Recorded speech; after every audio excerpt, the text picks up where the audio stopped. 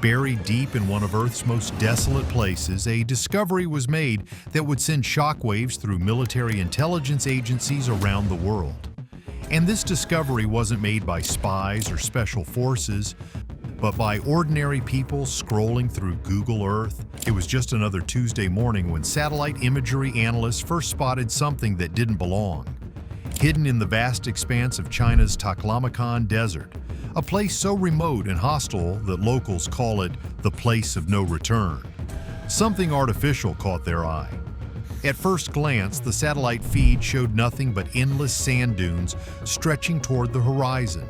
Miles and miles of golden wasteland, untouched by civilization. But then, there it was. A shadow, a shape.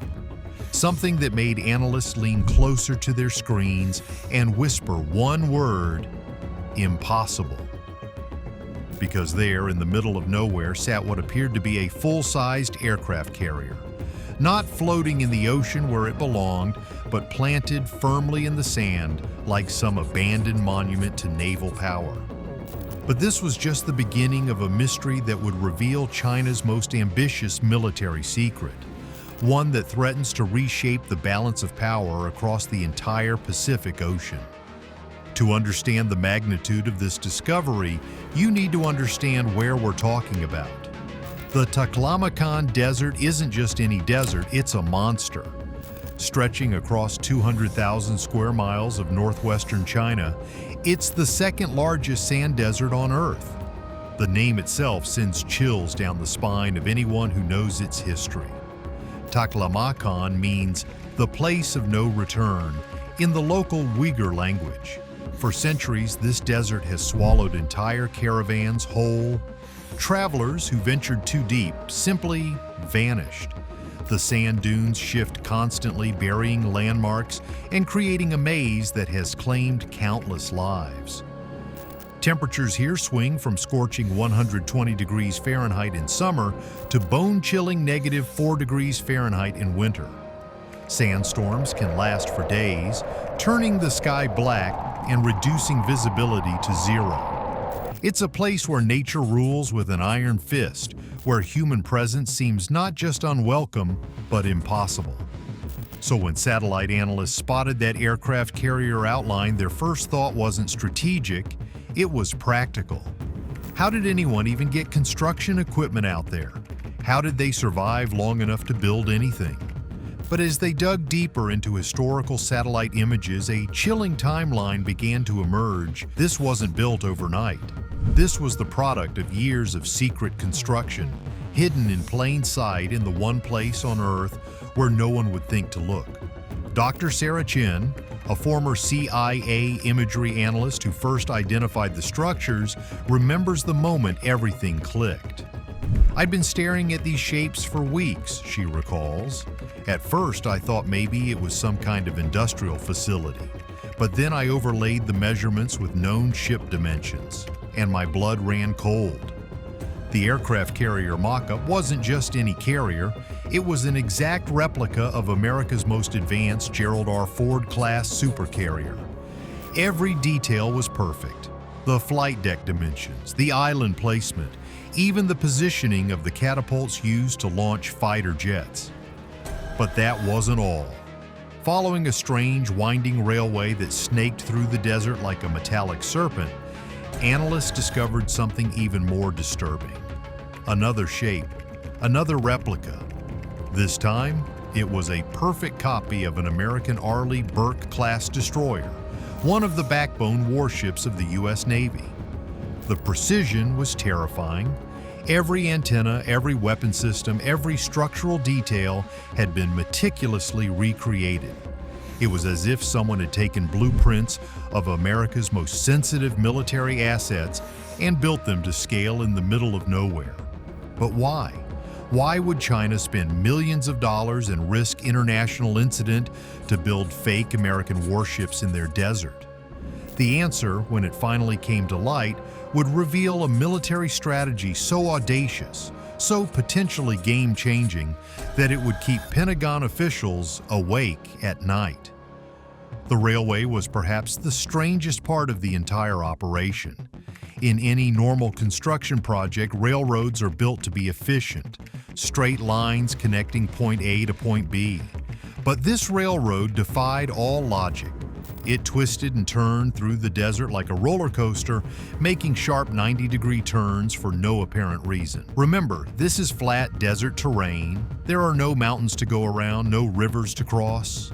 So why build a railroad that looks like it was designed by someone who had never seen a map? Military experts studying the satellite images began to piece together the horrifying truth. Those weren't construction errors, they were features. The curves, the sudden turns, the seemingly random path. They were simulating the evasive maneuvers that an American aircraft carrier might take when under attack. Dr. James Mitchell, a former Navy strategist, explains the implications. When you're commanding a carrier group under missile attack, you don't sail in straight lines. You zigzag, you make sudden course corrections. You do everything possible to throw off the targeting systems. China wasn't just building mock-ups, they were building a training ground for hunting American ships. But the most chilling discovery was yet to come, because at the end of that twisted railroad sat something that would change naval warfare forever. Deep in the classified files of Chinese military development lies a weapon that has earned a nickname among Pentagon officials, the Carrier Killer. Its official designation is the Dongfeng 21D, but its purpose is singular and terrifying: to sink American aircraft carriers from over 1,000 miles away. Unlike traditional missiles that follow a predictable arc, the DF-21D launches high into the atmosphere before releasing a maneuverable re-entry vehicle. This warhead doesn't just fall, it hunts. Guided by satellite networks and equipped with its own sensors, it can track a moving carrier and adjust its course mid-flight. For 75 years, American aircraft carriers have ruled the oceans as floating fortresses, projecting power anywhere in the world. They were considered virtually unsinkable by anything short of nuclear weapons.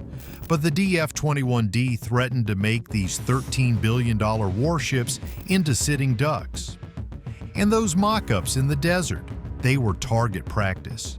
China wasn't just testing whether their missiles could hit stationary targets, they were perfecting the art of hitting moving American warships that were desperately trying to escape.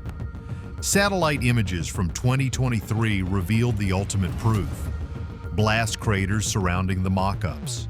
Evidence that China's tests had been successful. They had solved the puzzle of how to kill an aircraft carrier. While the world focused on trade wars and diplomatic summits, a shadow war was already underway in the waters of the South China Sea. Every few months, American naval vessels would conduct freedom of navigation operations, sailing through waters that China claimed as its own. These weren't just diplomatic protests, they were deadly serious games of chicken. Chinese warships would intercept American destroyers, sometimes coming within mere feet of collision. Fighter jets would buzz each other at supersonic speeds. One miscalculation, one nervous pilot, and the world could find itself in the middle of World War III. But now China had changed the rules of the game. With their carrier-killer missiles tested and proven in the desert, they no longer needed to get close to American ships to threaten them. They could reach out from mainland China and touch any vessel within a 1,000-mile radius. Admiral Rebecca Hayes, former commander of the Pacific Fleet, captured the strategic shift. For the first time since World War II, American naval supremacy was genuinely in question. Those desert tests weren't just military exercises. They were a declaration that the age of uncontested American sea power was over. The story broke not in classified intelligence briefings, but on Twitter. A user with the handle @SatelliteSpotter posted a simple message: "Anyone know why China has a fake aircraft carrier in their desert?" The attached satellite image would be shared 50,000 times in 24 hours. Within days, the hashtag #Desert Carrier was trending worldwide. Amateur satellite enthusiasts began combing through years of historical imagery, creating detailed timelines of the construction. military bloggers analyzed every visible detail. The secret was out. The response was immediate and polarized. Defense hawks called for increased military spending and aggressive countermeasures. Peace advocates worried about an escalating arms race.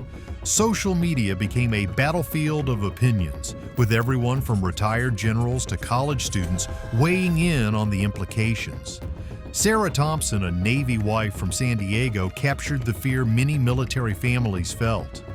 "My husband deploys on a carrier. When I saw those pictures, when I realized what China was practicing for, I couldn't sleep for weeks. They're not just testing weapons, they're rehearsing how to kill my husband." But others saw it differently. Professor Li Wei, an international relations expert, offered a sobering perspective. Every military practices against potential adversaries. The U.S. has mocked Chinese cities in Nevada deserts. What's different here is the transparency. China wanted the world to see this capability. As the story spread, an uncomfortable truth began to settle in. The world had fundamentally changed, and most people hadn't even noticed it happening. Today, as you watch the news about tensions in the Taiwan Strait or disputes in the South China Sea, remember those shapes in the desert. They represent more than just military hardware. They represent the end of an era. For decades, America's ability to park aircraft carriers off any coast in the world was the ultimate diplomatic tool. The implicit threat was simple: behave or face the consequences of American naval power. But those desert tests proved that era might be ending. China didn't need to fire a shot to achieve victory. By simply demonstrating the capability to sink American carriers, they forced the U.S. Navy to operate farther from shore, reducing the effectiveness of carrier-based aircraft and limiting America's ability to project power. The most chilling aspect of the entire story isn't the weapons themselves, it's the message they send. In that remote desert far from prying eyes, China was preparing for a conflict that most of the world hoped would never come. They were practicing for war, and somewhere in the Pentagon, military planners are now forced to ask a question that would have been unthinkable just a few years ago. In a world where aircraft carriers can be hunted from 1,000 miles away, how do you project naval power? The answer to that question may determine whether the 21st century belongs to the East or the West.